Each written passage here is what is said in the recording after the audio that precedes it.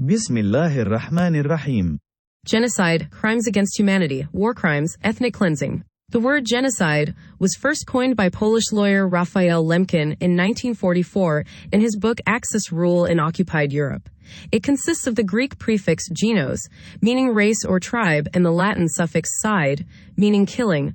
Lemkin developed the term partly in response to the Nazi policies of systematic murder of Jewish people during the Holocaust, but also in response to previous instances in history of targeted actions aimed at the destruction of particular groups of people.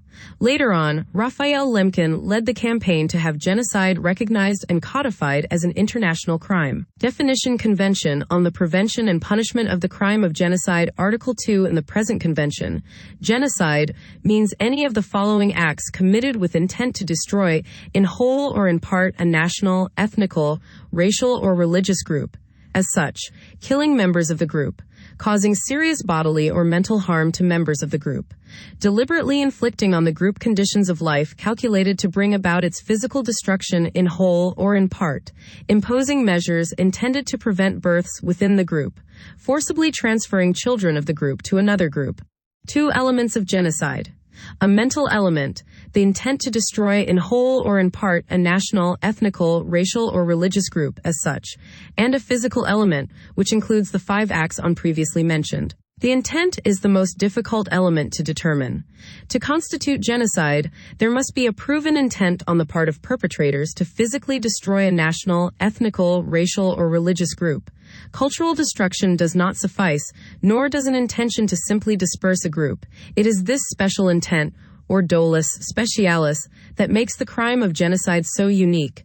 In addition, case law has associated intent with the existence of a state or organizational plan or policy, even if the definition of genocide in international law does not include that element. Importantly, the victims of genocide are deliberately targeted, not randomly, because of their real or perceived membership of one of the 4 groups protected under the Convention, which excludes political groups, for example. This means that the target of destruction must be the group as such, and not its members as individuals. Genocide can also be committed against only a part of the group, as long as that part is identifiable, including within a geographically limited area, and substantial. Definition: Rome Statute of the International Criminal Court, Article 7, Crimes against Humanity. For the purpose of this statute, crime against humanity means any of the following acts when committed as part of a widespread or systematic attack directed against any civilian population with knowledge of the attack. 1. Murder. 2. Extermination. 3. Enslavement. 4. Deportation or forcible transfer of population. 5. Imprisonment or other severe deprivation of physical liberty in violation of fundamental rules of international law. 6. Torture. 7. Rape, sexual slavery, enforced prostitution, forced pregnancy, enforced sterilization, or any other form of sexual violence of comparable gravity. 8. Persecution against any identifiable group or collectivity on political, racial, national, ethnic, cultural, religious, gender, as defined in paragraph 3, or other grounds that are universally recognized as impermissible under international law, in connection with any act referred to in this paragraph, or any crime within the jurisdiction of the court. 9. Enforced disappearance of persons. 10. The crime of apartheid. 11. Other inhumane acts of a similar character, intentionally causing great suffering or serious injury to body or to mental or physical health. Rome Statute of the International Criminal Court, Article 8. War crimes.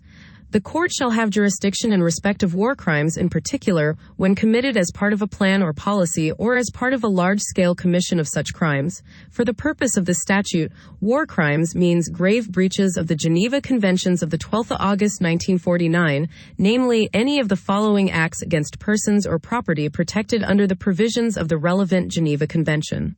1. Willful killing. 2. Torture or inhuman treatment, including biological experiments. 3. Willfully causing great suffering or serious injury to body or health. 4. Extensive destruction and appropriation of property not justified by military necessity and carried out unlawfully and wantonly. 5. Compelling a prisoner of war or other protected person to serve in the forces of a hostile power. 6. Willfully depriving a prisoner of war or other protected person of the rights of fair and regular trial.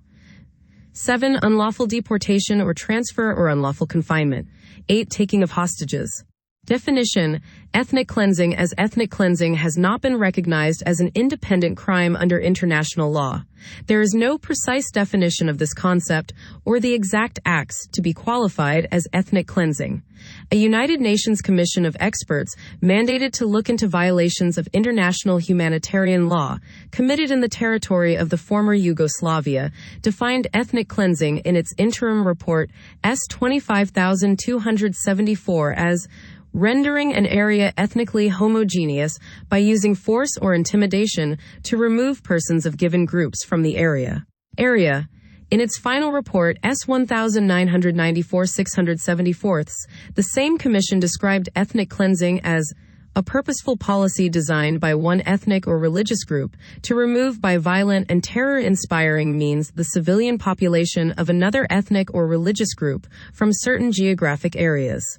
The Commission of Experts also stated that the coercive practices used to remove the civilian population can include murder, torture, arbitrary arrest and detention, extrajudicial executions, rape and sexual assaults, severe physical injury to civilians, confinement of civilian population in ghetto areas, forcible removal, displacement and deportation of civilian population, deliberate military attacks or threats of attacks on civilians and civilian areas, use of civilians as human shields, destruction of property, robbery of personal property, attacks on hospitals, medical personnel, and locations with the Red Cross Red Crescent emblem, among others.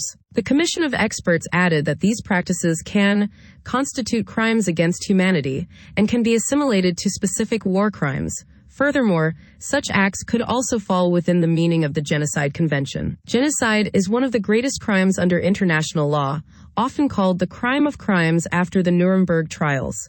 According to Article 2 of the 1948 United Nations Convention on the Prevention and Punishment of the Crime of Genocide, defines genocide as any of the following acts committed with intent to destroy, in whole or in part, a national, ethnical, racial, or religious group. As such, killing members of the group, causing serious bodily or mental harm to members of the group, deliberately inflicting on the group conditions of life calculated to bring about its physical destruction in whole or in part, imposing measures intended to prevent births within the group, and forcibly transferring children of the group to another group. Genocide, ND, Para 1. Under most legal constructions of genocide, for example, under the statutes for the International Criminal Tribunals for the former Yugoslavia, ICTY, and for Rwanda, liability for genocide extends to those who planned, instigated, ordered, committed, or otherwise aided and abetted in the planning, preparation, or execution of one or more of the aforementioned genocidal acts. In general, both public and private individuals are punishable under ICTY Art. 7.2. Leaders can be held accountable for the criminal actions of their subordinates if they knew or should have known about the actions and failed to prevent or punish them. ICTY Art. 7.3. Kirstic, ICTY, Appellate Judgment Section 140. Genocide, ND, Para 2. Incitement to commit genocide under Article 25(3) (e) of the Rome Statute of the International Criminal Court. A person who directly and publicly incites others to commit genocide has committed a crime against international law. Notably, there is no explicit requirement in this subsection of Article 25 that genocide actually be committed. Conservative interpreters might be quick to assume such a requirement, but the drafting in Art. 25(3)(b) provides that one who orders, solicits, or induces the commission of such a crime. In other words, incitement to war crimes and crimes against humanity is punishable only if the crime occurs or attempted, but incitement to genocide is punishable regardless of the crimes actually occurring or being attempted. The ICTR's trial judgment in Nahimana presented historical evidence that the drafters of the UN Genocide Convention intended that incitement convictions not require genocidal acts. Section 678. Genocide, ND, Para 4. In this context, war crimes and crimes against humanity is liable only if that crime in fact occurs or is attempted. Genocide, ND, Para 4. Direct incitement refers to when someone directly and publicly encourages others to commit genocide. It has to be a clear and direct call to action, rather than a vague or indirect suggestion. The level of directness is judged based on the context and audience it was intended for. Even if the incitement is not obvious to outsiders, it can still be considered references. Genocide, ND, Legal Information Institute. United Nations, ND, United Nations Office on Genocide Prevention and the Responsibility to Protect. United Nations, NDB, United Nations Office on Genocide Prevention and the Responsibility to Protect. Correct, as long as the intended audience immediately understands the message. The level of directness must be clear and unambiguous in its intended context. Genocide, ND, para 4.